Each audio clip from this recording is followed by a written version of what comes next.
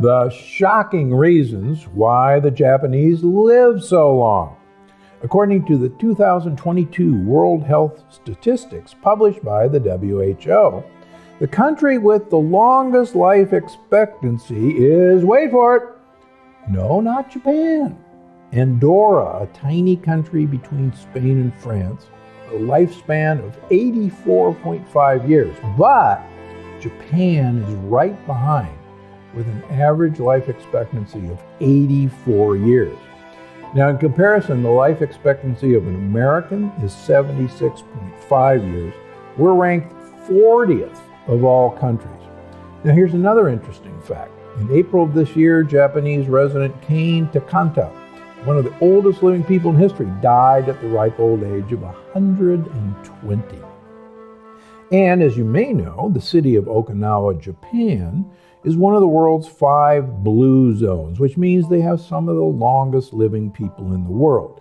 At least they used to. They also have some of the lowest risk of coronary heart disease, stroke, cancer, and other major diseases linked to aging. So how do they pull this off? Well, the people in Japan in general are doing a lot of things right when it comes to their health. For starters, the Japanese stay active. In the town of Matsumoto, officials have developed a network of more than 100 walking routes to encourage people to exercise. Community groups and neighborhood associations organize communal walks. Even in winter, clusters of residents can be found regularly walking along Matsumoto's streets, parks, and canals, and around its historic medieval castle downtown. Everyday life in Japan involves more commuting by public transport than by car, meaning that there is more daily exercise in Japan than, for instance, in the US. Interestingly enough, statistics show that people who live in large cities, busy cities, who rely more on public transportation actually are fitter and walk far much more than people living in the suburbs. And that's particularly true in the United States. Now, there are health benefits for walking that we've talked about ad infinitum. You can pick up all the health benefits of walking by watching our episode with Shane O'Mara, a walking expert. How to get more walking in your life? It sounds silly, but get a dog. Dogs make you take them for a walk at least once and preferably twice a day. We've recently had some rather impressive rainstorms here in Southern California, but that did not deter my dogs and I and my wife Penny from putting in their requisite 2 miles walking in the rain. We got soaking wet, they got soaking wet, and everybody had a good time. So don't let bad weather be an excuse. If you live in Seattle and Portland, you know what I'm talking about in terms of rain and bad weather. Now, the Japanese also have a very interesting sense and value of belonging. They actually have lots of collective opinions and decision making, even in the factory floor. There's less of a hierarchy among workers in Japan, and they ignore this hierarchy by having social interactions at all levels of society, something that unfortunately doesn't happen in an industrial society like ours. It gives them, we think, and they think, a much more bigger sense of belongingness to society as a whole.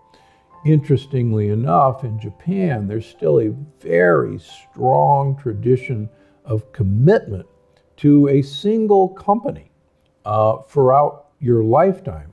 Whereas here in the United States, that used to be true maybe 50 years ago, but now people change jobs at a moment's notice. So this lack of commitment to even a job is very different in the United States than it is in Japan. Check out episode 145 with Marta Zaraska, where we talk about how loneliness can impact your health. So, what can you do from learning from the Japanese? Well, getting back to point one, walk with friends and neighbors. Walk with a dog. It is amazing how you become friendly with other people and you stop while the dogs sniff each other and you chat with that dog walker. Second thing, volunteer. I can't say this enough. Volunteering is one of the best ways to establish social connections, and there's a very strong longevity connection to volunteering. Join a club.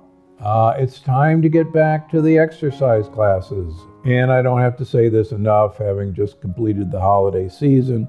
Spend some more time with friends and family. Any connection that you want to have, that's going to benefit you in terms of loneliness.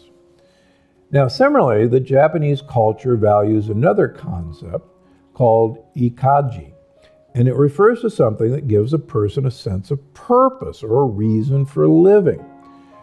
Interestingly, the Japanese retire at a very old age, if they retire at all.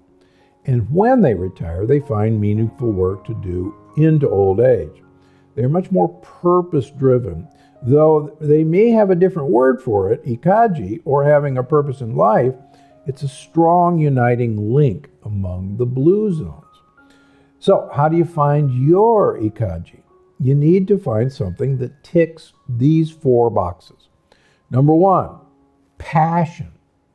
You got to do what you love. Vocation, what you are good at.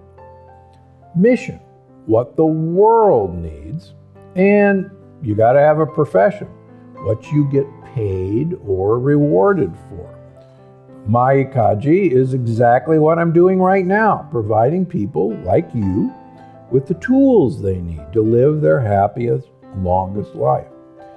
And I'll tell you from my patient population, and I've said this over and over again, please do not retire.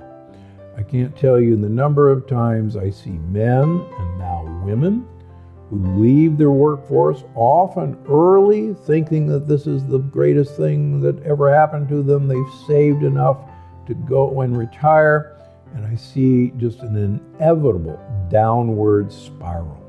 So if you're going to retire, then start your next career, start your next volunteering work, start some new passion or hobby, because otherwise things are not going to go well for you. Last on the list, but certainly not the least, is the Japanese diet. Some of the interesting things of ancient Japan, like Okinawa prior to World War II, when the Okinawan diet was actually studied, they ate a lot less saturated fats and a lot more healthy fats, and they didn't really have much red meat. Now, unfortunately, the Japanese diet is now rapidly catching up with the Western diet, the American diet. They eat more fermented foods. Recently, I came back from the Paris microbiome meeting where I heard a fascinating study looking at the microbiome of the Japanese that is activated by components of seaweed. And they produce compounds that tell the Japanese that they're full. And that's a really important concept. Now, the Japanese diet have an expression of stopping eating when you're 80% full, and it's called hara-ichibu. But this research suggests that it's not a conscious decision that they're stopping when they're 80% full, but it's actually their gut microbiome eating seaweed, making compounds that actually tell their host that they're full. And I think that's a really important concept that I've talked about in previous books, and I'm really expanding on that in my upcoming book. Now, green tea. The Japanese drink a lot of green tea.